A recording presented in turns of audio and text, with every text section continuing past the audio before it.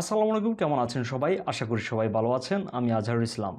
আজকের ভিডিওতে আমরা জানবো কিভাবে আমরা সম্পূর্ণ ফ্রিতে ওয়েব হোস্টিং নিতে পারি এবং কিভাবে আমাদের ফ্রি ওয়েব হোস্টিং এর সাথে আমরা কাস্টম ডোমেইন অ্যাড করতে পারি এবং SSL সার্টিফিকেট অ্যাক্টিভ করে আমাদের কানেকশন সিকিউর করতে পারি।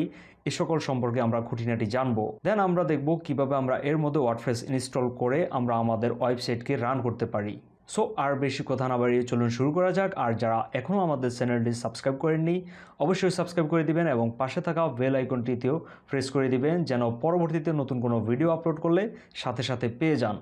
তো এর জন্য সবার আগে আমরা ব্রাউজ করব ProfreeHost.com এই ওয়েবসাইটে। তো এই লিঙ্কটি আমি ভিডিও ডেসক্রিপশন বক্সে দিয়ে দিব, ওখানে গিয়েও আপনি এখানে আসতে পারেন। দেন আমরা এখানে সব কিছু আনলিমিটেড দেখতে পাচ্ছি, তবে এখানে অনেকগুলো লিমিট রয়েছে, কারণ ফ্রিতে কিন্তু সব ধরনের বেটার পারফরমেন্স পাবেন না, এটাই স্বাভাবিক। আর একটা কথা হচ্ছে যে এখানে আপনি প্রফেশনাল ওয়েবসাইটগুলো রান করবেন না, যেগুলোতে আপনার ইম্পর্টেন্ট বা গুরুত্বপূর্ণ ডাটা থাকে, ওই ধরনের ওয়েবসাইট এখানে রান করতে যাবেন না। তাহলে আপনার যে কোনো সময় ওয়েবসাইট এর ডাটা লিক হয়ে যেতে পারে বা বড় বড় ওয়েবসাইটগুলো এখানে আপনি রান করতে পারবেন না। আপনি নর্মালি পোর্টফোলিও ওয়েবসাইট রয়েছে যেগুলো এবং যেগুলো এজেন্সি টাইপের ওয়েবসাইটগুলো রয়েছে যেখানে ট্রাফিক একদম কম আসবে এবং যেখানে ফাংশনালিটিস খুব কম কাজ করবে, ওই ধরনের ওয়েবসাইটগুলো আপনি এখানে রান করতে পারেন। তো এখানে ভিজিট করার পর আমরা ক্রিয়েট অ্যাকাউন্ট রয়েছে এবং লগ ইন রয়েছে, দুটি অপশন রয়েছে। তো আমাদের যদি অ্যাকাউন্ট না থাকে তাহলে আমরা ক্রিয়েট অ্যাকাউন্ট এখানে ক্লিক করব। সাইন আপ করতে হবে।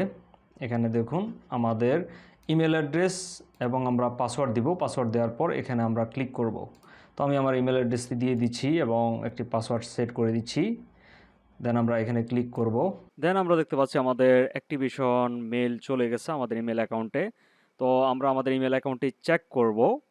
তারপর আমরা দেখতে পাচ্ছি এখান থেকে একটি মেল চলে এসেছে, আমরা অ্যাক্টিভ অ্যাকাউন্ট এখানে ক্লিক করব। তারপর আমাদের অ্যাকাউন্টটি নর্মালি অ্যাক্টিভ হয়ে যাবে, দেখতে পাচ্ছি অ্যাক্টিভ হয়ে গেল। দেন আমরা আমাদের একটি নতুন অ্যাকাউন্ট খুলতে হবে, তো ক্রিয়েট এ নিউ অ্যাকাউন্ট এখানে ক্লিক করব। তারপর এখানে আমাদের ডোমেনের নাম দিব। তো এখানে তারা সাবডোমেন দিচ্ছে সম্পূর্ণ ফ্রিতে, তো একটি সাবডোমেন বা একটি কোম্পানির নাম দিবেন এখানে সেমভাবে। তারপর আমরা দেখতে পাচ্ছি আমাদের ডোমেনটি ঠিক এরকম হবে যেটি আমরা ফ্রিতে পাবো। তারপর আমরা এখান থেকে আরও ডোমেনের অপশনগুলো সিলেক্ট করতে পারি এবং এগুলো সাবডোমেন তো আমরা পাচ্ছি এবং আমাদের ইউআরএলটি বা এটি এরকম হবে। তো এখানে ভিজিট করলে আমাদের ইউজাররা আমাদের ওয়েবসাইটটি লাইভে দেখতে পাবে। তো আমরা চাচ্ছি যে একটি কাস্টম ডোমেন অ্যাড করতে, আমরা এখানে চেক করলে আমরা আমাদের সেই ডোমেনটি আমরা বসাতে পারবো। তো আমি এই ডোমেনটি বসালাম। দেন আমরা আমাদের এই নেম সার্ভারগুলো আমরা যেখান থেকে ডোমেন কিনবো ওখানে বসিয়ে দিব, তাহলে হয়ে যাবে। তো ডোমেন কেনার জন্য অনেক ধরনের ডোমেন এবং ওয়েব হোস্টিং প্রোভাইডার রয়েছে, তারা আপনাকে ডোমেন দিবে। তো এখান থেকে সবচেয়ে বেটার হয় নেমচিপ থেকে নিলে, অথবা আপনি ফ্রিতেও ডোমেন নিতে পারেন। 𝓞𝓽𝓬𝓲𝓭𝓮𝓸𝓼 এই ওয়েবসাইটে ভিজিট করলে আপনি ফ্রিতে ডোমেন নিতে পারেন। তবে এগুলো এত সুবিধার হবে না, টপ লেভেল ডোমেন না, .tk বা .ml এই ধরনের ফালতু কিছু এক্সটেনশন রয়েছে। তারপরেও যারা প্র্যাকটিস করতে চান তাদের জন্য বেটার হবে ফ্রি ডোমেন এবং ফ্রি হোস্টিং দুইটা আপনি কানেক্ট করতে পারেন। তো নেমচিপে আমরা ডোমেনের প্রাইসগুলো একটু দেখি। আমরা ডোমেন্স থেকে আমরা যদি টিএলডি লিস্টে যাই, এখানে আমরা একটু স্ক্রল করলে আমরা অনেকগুলো প্রাইস দেখতে পাবো। এখানে .com-এর জন্য কত ডলার করে নিবে, রেজিস্টারের জন্য কত, রিনিউর জন্য কত, এখানে লিস্ট রয়েছে। আপনার $2 $1 থেকে শুরু করে অনেক ধরনের প্রাইস রয়েছে। এখানে দেখুন মাত্র $1.88 এই ডোমেনটা ওয়েবসাইট হবে। তারপর এখানে রিনিউ কস্ট হবে এত। তো এখানে সব কিছু দেখে নেবেন। আর যদি আপনার ডুয়েল কারেন্সি মাস্টার কার্ড না থাকে বা ডলার সাপোর্ট করে না এমন যদি কার্ড না থাকে, তাহলে আপনি বাংলাদেশি প্রোভাইডার থেকে নিতে পারেন, যেমন ডায়নাহোস্ট রয়েছে। তো চাইলেই আপনি এই ওয়েবসাইট থেকে বিকাশের মাধ্যমে ডোমেন কিনতে পারেন। আমরা যদি এখানে ডোমেনের যদি আমরা ক্লিক করি, তাহলে এখানে অনেক ধরনের ডোমেনের অপশন রয়েছে। আমরা একটু দেখি এখানে কোন ডোমেনের কত প্রাইস। এখানে .com-এর জন্য আমাদের এত টাকা, আর যদি .xyz যদি নিতে হয় তাহলে এত টাকা। এখানে বিভিন্ন প্রাইস রয়েছে। তো আপনার জন্য যেটি সুবিধা হয় ওইটি এখান থেকে নেবেন। এখানে অনেক ধরনের প্রাইস রয়েছে। তবে নেমচিপ থেকে নিতে হলে আপনি এখানে সার্চ করবেন ডোমেনের নাম লিখে, যেমন আমি 𝓟𝓵𝓪𝓂 দিতে পারি .com এবং এটি লিখে সার্চ দিলে আমরা একটি ডোমেনের নাম রেজিস্টার করতে পাবো। তো এখানে আমরা অনেক ধরনের অপশন দেখতে পাচ্ছি। .net রয়েছে, তারপর .org .gg .xyz, যেটি আপনার সুবিধা হয় ওইটি নেবেন। আপনার যদি xyz সুবিধা হয় xyz এ অ্যাড টু কার্টে ক্লিক করবেন, দেন চেকআউটে ক্লিক করবেন। তারপর আমরা এখান থেকে টাইম সিলেক্ট করব যে কত বছরের জন্য আমরা ডোমেনটি রেজিস্টার করতে যাচ্ছি। তারপর এখানে যাবতীয় অপশনগুলো শো করবে, প্রাইস শো করবে।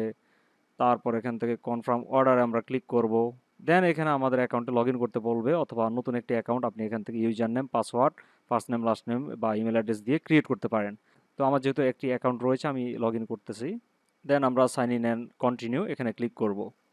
তো লগ ইন বা সাইন আপ করার পর আপনি এরকম একটি পেমেন্ট পেজ দেখতে পাবেন। তো এখান থেকে আমরা পেমেন্ট মেথডগুলো আমরা সিলেক্ট করতে পারবো, যেমন আমাদের কার্ড পেমেন্ট সিলেক্ট করতে পারি। তারপর আমরা যদি চাই এখান থেকে পেপ্যালের মাধ্যমে আমরা কিনতে পারি, অ্যাকাউন্ট ফান্ডস থেকে আমরা নিতে পারি। তো এখানে অনেক ধরনের অপশন রয়েছে। তো আপনি আপনার কার্ড এখানে অ্যাড করবেন, যাবতীয় ইনফরমেশন, বিলিংস ডিটেলস অ্যাড করবেন। অ্যাড করার পর আপনি এখানে কন্টিনিউতে প্রেস করলে আপনার ডোমেনটি কেনা হয়ে যাবে। তারপর ঠিক এরকম একটি ড্যাশবোর্ড দেখতে পাবো কেনা হয়ে যাওয়ার পর। তারপর আপনি এখান থেকে ম্যানেজে ক্লিক করবেন আপনার ডোমেনের। তারপর আমরা এখান থেকে নেম সার্ভার সেকশনে যাব। এখান থেকে আমরা কাস্টম ডিএনএস সিলেক্ট করব। তো এখানে আরও একটি কথা বলে রাখি, আপনি যে কোনো জায়গা থেকে আপনি যদি ডোমেন কিনেন, আপনি খুঁজবেন কোন জায়গায় নেম সার্ভার রয়েছে বা নেম সার্ভার বসানোর অপশন রয়েছে, ওইটি খুঁজবেন। তো নেম সার্ভার পাওয়ার পর সেমভাবে এভাবে কপি করবেন নেম সার্ভারগুলো, দেন একে একে বসাবেন। তো আমি যেভাবে বসাচ্ছি সেমভাবে আপনি এরকম অ্যাড করে করে বসিয়ে দিবেন সবগুলো। দেন আমরা এখান থেকে সেভে ক্লিক করব। তাহলে আমাদের কিছুক্ষণ ওয়েট করতে হবে, হয়তো 30 মিনিট, 40 মিনিট বা 2-3 ঘন্টা সময় লাগে অনেক সময়। তারপর আমরা এখান থেকে এগুলো সব কিছু চেকমার্ক করে আমরা ভেরিফাই করব। দেন আমরা দেখতে পাচ্ছি আমাদের অ্যাকাউন্ট কিছুক্ষণ পর অ্যাক্টিভ হয়ে গেছে এবং আমাদের ডোমেন শো করতেছে। আমরা ম্যানেজে ক্লিক করব। তারপর কন্ট্রোল প্যানেল রয়েছে, তারপর এফটিপি অপশন রয়েছে, এখান থেকে আমরা আমাদের এফটিপি অ্যাকাউন্টে লগ ইন করতে পারবো। তারপর এই ইনফরমেশনগুলো আমরা ইউজ করব। যদি আমরা শো আইডি ক্লিক করি তাহলে আমাদের পাসওয়ার্ড দেখতে পাবো এফটিপি অ্যাকাউন্টের। তারপর আমরা যদি ডিএনএসে ক্লিক করি, এগুলো দেখতে পাচ্ছি পাসওয়ার্ড চেঞ্জ করতে পারবো এফটিপি অ্যাকাউন্টের। আমরা যখন আমাদের ওয়েবসাইটকে অন্য হোস্টিংয়ে ট্রান্সফার করব তখন প্রয়োজন হবে। তো এখন আমরা কন্ট্রোল প্যানেলে যাই এখান থেকে ক্লিক করে। তো কন্ট্রোল প্যানেলে আমরা অ্যাক্সেস নিতে হলে আমরা এখানে ক্লিক করব। তারপর কন্টিনিউতে প্রেস করব, দেন আই অ্যাপ্রুভ এখানে ক্লিক করব। দেন আমরা দেখতে পাচ্ছি এখানে আমরা সেম একটি কন্ট্রোল প্যানেল দেখতে পাচ্ছি। তো এটি সম্পূর্ণ ফ্রিতে আমরা ইউজ করতে পারবো এবং চাইলে আমরা অ্যাড অন ডোমেন অ্যাড করতে পারি, এখান থেকে সাব ডোমেন অ্যাড করতে পারবো। চাইলে আমরা ইমেল অ্যাকাউন্টও ক্রিয়েট করতে পারবো, ফরওয়ার্ডার্স অ্যাড করতে পারবো। দেন আমরা সব কিছু তো এখানে দেখতে পাচ্ছি কন্ট্রোল প্যানেল বা সি প্যানেলের মতো। এবং চাইলে সফটওয়্যারগুলো অ্যাপস ইনস্টলের মাধ্যমে আমরা ওয়ার্ডপ্রেস ইনস্টল করতে পারি। এবং আমরা যদি এখানে ফাইল ম্যানেজারে যদি ক্লিক করি তাহলে আমরা আমাদের htdocs যদি ঢুকি, এখানে কিছু ডিফল্ট ফাইল রয়েছে। তো এখানে আমরা আমাদের ওয়েবসাইটগুলোকে আপলোড করব। তো এখান থেকে যে ফাইলগুলো রয়েছে চাইলে আপনি এখান থেকে ডিলিট করে আপনি আপনার নতুন HTML ফাইলও এখানে আপলোড করতে পারেন। তো আমি এগুলো ডিলিট করে দিচ্ছি। তারপর কনফার্মে ক্লিক করছি। দেন আমরা এখানে একটি নতুন ফাইল চাইলে আমরা ক্রিয়েট করতে পারি। তো এখানে নিচে যদি আমরা দেখি, এখানে দেখুন ক্লিক করে আমরা নিউ ফাইল এখানে ক্লিক করব। দেন আমরা ইন্ডেক্স ডট পিএইচপি অথবা HTML দিতে পারি। দেন আমরা ওকেতে প্রেস করব। তারপর এখানে আমরা চাইলে আমাদের কিছু লিখতে পারি, আমরা টেস্টিং পারপাস।